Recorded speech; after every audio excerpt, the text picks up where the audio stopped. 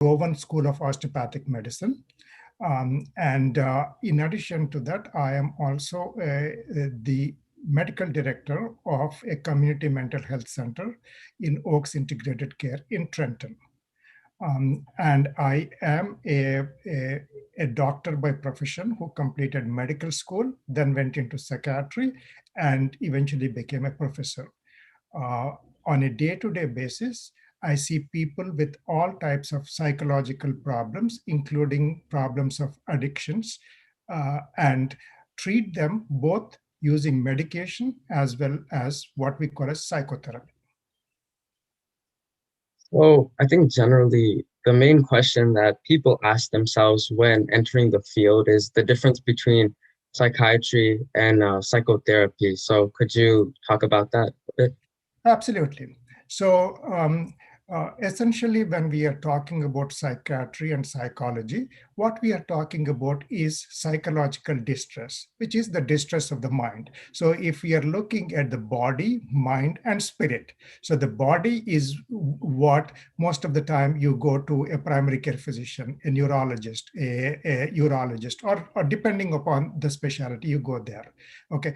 When it comes to the mind, it is where you go to the psychiatrist. So a psychiatrist is a medical doctor who actually learns about the physical body, but also learns about the brain and the mind and how the mind functions.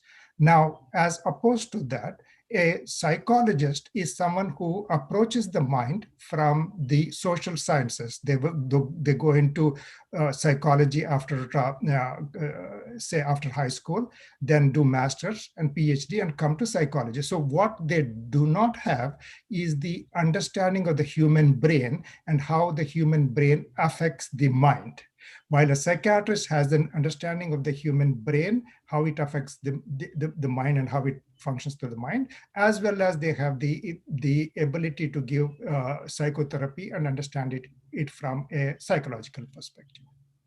So with psychiatry being a medical standpoint, while psychology generally derives from therapy, that would be the main difference, correct? Absolutely, that's the main difference. Having said that, a psychiatrist also provides therapy in addition to giving medication in an ideal world. So, Nasimaji, you are obviously acquainted with psychiatry and psychology. So, when did you realize that you had that particular passion for psychology? And when did you realize that you wanted it to be a profession? Were there any particular memories, passions, or person who led you to that particular decision? Yeah, this is a kind of a long story, but I'll try to be very brief. So from the very beginning, I was interested in the human mind, and but was interested in more from the spiritual angle perspective, and used to read spiritual books which talked about the mind, which talked about the relationship of an individual to the world and all. When I went into medical school, psychiatry was not on the top of my list of things to do. However, as I progressed in medical school, when I was in my final year of medical school, I had an unfortunate incident in our family where my sister developed postpartum depression and she eventually committed suicide. And when that happened, that it made me just stop yeah, in terms of what my career plans were and just take a look at psychiatry as a branch. And the more I started looking at it, the more I got kind of drawn towards it. And I eventually chose that as my specialty. Was a means to help people similar to your sister. That's very inspirational. So now that you are a full psychologist, what tasks are presented with your day-to-day profession? Okay, so typically what happens is that in a day-to-day, people come to me because of, in a very simplistic term, people are distressed in a psychological way, whether the distress is because of their thoughts, Distress is because of their emotions. Distress is because of troubled memories, or distress is because of any impulses. So essentially, people come to me with psychological distress, and my job is to evaluate these individuals from what we call as a biological, which is, hey, is there anything wrong from a medical standpoint? Are there some medications that are causing it? Are there some drugs or alcohol causing it? So that is the biological part. Then we look at it from a psychological part. Did they have some kind of a traumatic experience that are responsible for this? Or did they have something else that made them more vulnerable? So that is the psychological part. And then the social part, where, hey, is it because that their social situation is so adverse, that it is so stressful that they are developing this kind of a distress? So you look at them and make an assessment based upon the what we call as a biopsychosocial model, and come up with a diagnosis and a plan to kind of help them. So that is number one thing, in that people come to me with distress, and I am evaluating them and coming up with a plan to help them relieve their distress. And the other thing is that when there is distress, there is also dysfunction, meaning that because of the distress, people are not able to focus on their studies. People may be dropping their grades. People may be not performing to their capacity. If it is a sportsman, they may lose interest in their sports. So through a proper evaluation, you help them to deal with their psychological distress, but at the same time help them to improve their functioning, so that they are going back to who they are before they had these problems. So that is what I do on a day-to-day basis. Now, in addition to that, we have to look at my profession, where it is not one individual who is going to help an individual with psychological distress. You may require a therapist to look at the psychological part of it. You may require a case manager who look at the social circumstances of this individual. So I have to oversee this particular team, and I have to work with the entire team and try to get the entire team to work on the same page and from the same perspective. So that is the second part of it.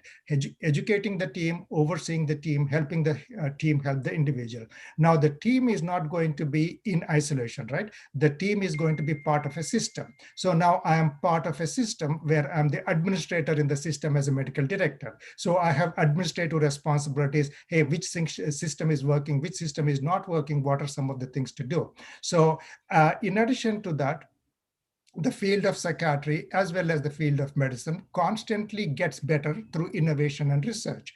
And that's one of the things that I'm interested in. So that's another thing I do, kind of get involved in research projects to kind of advance knowledge. So the clinical aspect of evaluating people, overseeing the teams, the administrative aspect of actually helping the system function smoothly, and the research aspect of building more knowledge, and finally a teaching aspect where I teach the residents, so that the next generation and young people like you are going to take this profession and kind of help the future people who need this kind of help.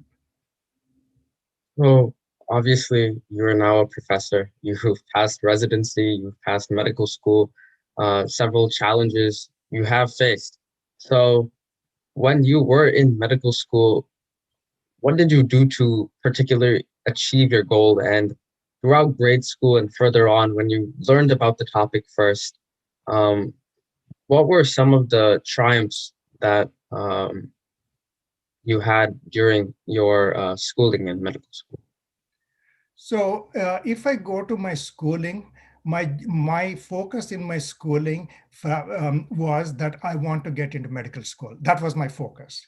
And that was the single-minded focus. And what some of the challenges were that my friends would want to go to the movies. Okay, but I had a particular portion to complete. So the balance is, okay, do I go to the movies or do I complete what I plan to do? So to get into medical school, number one, you have to sacrifice some of your time, some of the fun in the immediate to get that particular goal. So those were the kind of challenges in the school until getting into the medical school.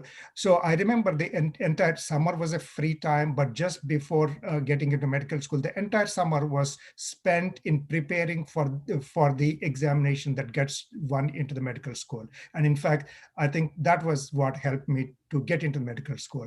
Now, once in the medical school, it is you are in an environment where the expectation is that you are doing your very best, and you are in that kind of a culture, and you kind of naturally go with the culture. But at the same time, my goal for myself was that I wanted to excel in what I am doing and be the best doctor I can be. So even there, I had to kind of put aside my immediate gratification and kind of focus on my long-term goals. So those were the things. It's like, hey, look, you to get something important, you have to sacrifice certain things. That's what you have to do, whether it is in school or in medical school, eventually to get to the position where I am today.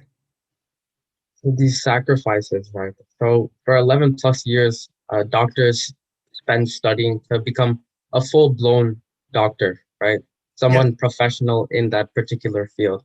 yes. So what is the process in becoming a psychiatrist or a psychologist? And do you work at a particular private practice or a hospital? So what's the particular process in becoming psychiatrist and psychologist?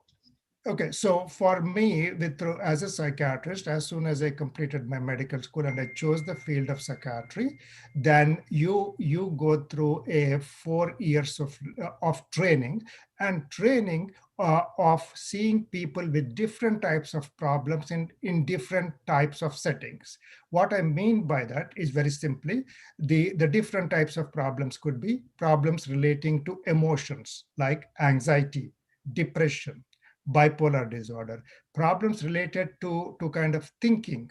It could be an obsessive compulsive disorder. So you see people from different kinds of people with different kinds of problems, and you see people in different types of settings as part of their part of it, as part of your training. The settings are inpatient settings where the people are most sick and need the most help, or transitional settings where they are coming to a particular program for the entire day and going home in the evening, which is called partial programs, or an outpatient program where they come once in a month to see you. So you see people in a variety of settings, and while you see them in different settings, you get an exposure of how they are functioning. In addition, you also get to experience and see the effect of various kinds of treatments, meaning like medication is one thing that we do all the time, and we see the benefits of medication by giving medication and evaluating people. We see the benefits of therapy by taking individual patients to therapy and kind of completing their evaluations and seeing how they do with therapy. We also do what we call as group therapy, meaning that you entire group of individuals, about maybe 8 or 10 individuals, are talking about the problems as a group, and you are facilitating that group, and through the group process they get better. So seeing the group modality of treatment. Then there are other treatments such as electroconvulsive therapy, transcranial magnetic stimulation. So you get experience of all these various kinds of settings, and these are what actually help you to become a well-rounded psychiatrist, and that's what kind of takes you to build all your skills necessary to become the best doctor and psychiatrist you can be. Got it. So with the sacrifice in becoming a psychologist and a psychiatrist, obviously there are going to be many difficulties during the job. And along with difficulties, there are particular opportunities that the job offers you in terms of experience. So if you mind speaking on those experiences and difficulties. Okay, so the thing is that the challenges of the job are, you see, we are human beings, right? So we all have what we call as a mirror neuron system. What is a mirror neuron system is that if an individual in front of us is having an anger we tend to respond to that with a little bit of a similar kind of a response. If someone is sad, we feel little bit of sad. Now, so imagine that your profession is where you are dealing with psychological distress from the time you go into your office in the morning until you come out in the evening. It is one person comes with anxiety and you are mirroring that. Then the next person comes with depression, anger, and it goes on. So one challenge is you are constantly exposed to the psychological distress. And that is something we have to build the professional, what we call as strength and resilience to be able to handle that. Now, that is one. But on the other hand, we human beings are social animals. We connect with each other. And through those connections, we learn from each other, we grow together. Whether we realize this or not, through our connections, we grow. So in the field of medicine, there is no other specialty where you make a connection with other individuals like the field of psychiatry. That is the thing that I love the most about it, because I have had patients who come to me, and in the very first interview with them, we were able to make a connection at a level where they were so comfortable that they told about a very traumatic event in their life, which they never shared in the past 40 years with anyone in their circle. So you can imagine the degree of trust that individual has, the degree of comfort that they can have. And as a psychiatrist, really a kind of humbling is that you are able to, within the very first interview in a span of about 45 minutes, able to make that degree of deep connection with another human being, that they are willing to open and share their secrets with you. And now that is only the beginning. What happens next is that you are helping them on their journey of recovery. And so helping the individuals on their journey of recovery is something that actually is very satisfying to you from a professional sense and a personal sense. So in a nutshell, I can keep on talking about my profession, but in a nutshell, that kind of encapsulates both the challenges as well as the exhilarating and the positive things about psychiatric practice. So that growth of a patient, the beauty of seeing them mature in terms of their psychological problems, that's very inspiring to me. And particularly, just generally, doctors for me are role models because they've sacrificed so much and devoted to helping society. So, are there any role models in particular that you aspire to be when you were in medical school? Yes, when I was in medical school, yes, there were role models. So we used to have professors like Dr. Wig, Dr. Azam.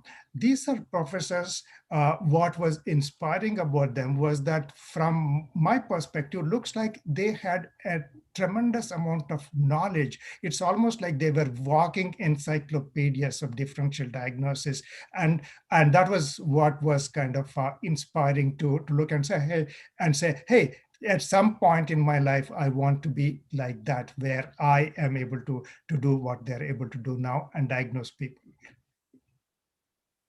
So, with the current global pandemic, obviously that must have affected your profession, with many people now suffering from mental disease and just generally, there's a severe psychological effect of staying inside and being quarantined. So, how does that affect the mental health of your patients at all? Yes, it does. And most of the time, it affects them very negatively. It affects the not only the mental health of the patients, but it is affecting the mental health of people who were otherwise not patients before the pandemic. So the normal day-to-day individuals who were carrying on with their life. And once they experienced the pandemic, depending upon the disruption it caused and how they viewed the disruption, we are seeing people with anxiety, we are seeing people with depression, we are seeing people with suicidal ideation. And just to kind of give a more dramatic example, the emergency room physician in New York who was exposed to COVID patients initially, developed COVID, subsequently became depressed, had suicidal thoughts, and eventually she committed suicide. So that is the ultimate human cost in terms of what the pandemic has done. Okay, now on the other side, there are people, because of the pandemic, individuals have become more creative, systems have become more creative. So we are up until very recently, I was seeing almost 80% of 90% of my patients online. Now it is almost like 40 60. What that has done is that it has helped a lot of individuals who were otherwise disadvantaged and had a difficulty coming to the office for every visit. It helped us to understand that even after the pandemic is done, there are going to be some individuals for whom we have to reach them through telepsychiatry because it makes life easier for them. So in some ways, for some people, it has become a kind of a more positive thing. So it's a mixed bag. Most of it is the stress and the distress that everyone is experiencing, with some pockets that we have to kind of keep beyond the pandemic. That silver lining, obviously, of technology, and now many people being able to use it and coming access to listen to them. And obviously, you can help much more people through the access of technology. Now, personally, for me, I'm trying to become a psychiatrist and a psychologist.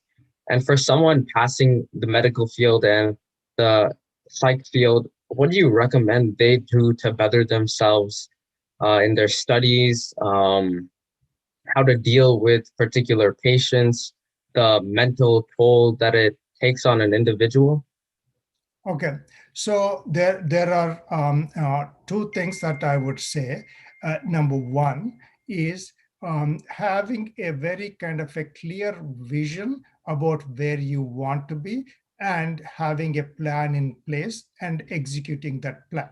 So that is number one. Okay, so you are very clear that, hey, this is my profession, and in fact, you are in a much better position than me, because I only thought that I was going to be a doctor. I did not know what the next step was going to be. But for you, you're already saying that, hey, I'm not only going to be a doctor, but I want to be a psychiatrist. Okay, so you have once you have that kind of a mindset, then it is a question of looking at what are the different steps that lead you to that goal, and creating a plan, master plan, and sticking to that plan. And as a part of that, what may need to happen periodically is for you to look at where you are in terms of your plan, and if based upon some new information, if you're getting new data either about your plan or about the profession or so, you course correct yourself. So look at your course and say, hey, do I have to course correct here? So that all belongs to one realm, which I call the external realm in terms of what you do. But there is an internal realm, which is yourself, working on yourself. From a psychological perspective, what I mean by that is that you have to start looking at, hey, what are my strengths? What are my areas where I need to get better? So if you are thinking of becoming a psychiatrist, you should be able to connect with people. So looking at, can I connect with people? Number one, okay, how can I get better at connecting with people? Number two is that you should be able to handle psychological distress while trying to help the individual, at the same time not getting affected by the psychological distress. So seeing how you are able to handle that and getting better at that. That is the second thing. So essentially, the internal is about your internal growth, and the internal growth is to kind of help you to get better and prepare yourself to when you get into medical school or get into psychiatry, you are in a position to optimally utilize your time and kind of build your own career. Yeah, so with all the information that you've given me, I think I have a much clearer understanding on just generally the struggles, but similarly, the opportunities that the job offers. And I think that severely outweighs the difficulties. So I thank you for your time, Dr. Padinti. And yeah, just generally, thank you so much for taking the time for me to interview you. And I hope you have a wonderful day. Okay, thank you very much for that opportunity, and good luck to you, Rishabh.